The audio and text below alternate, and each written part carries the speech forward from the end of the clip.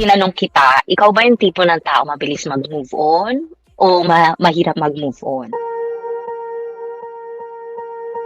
Glimpse pa lang to ng matutunghayan nyo ngayong Pebrero.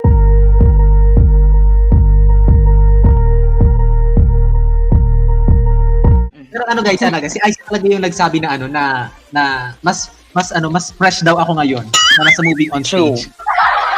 True.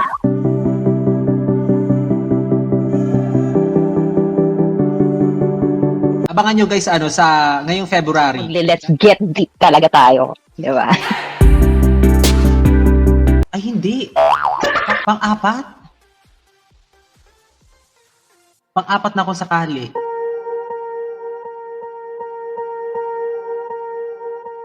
Three years na rin kitang kilala, yung growth mo at saka yung personal development mo, ang ganda ng flow.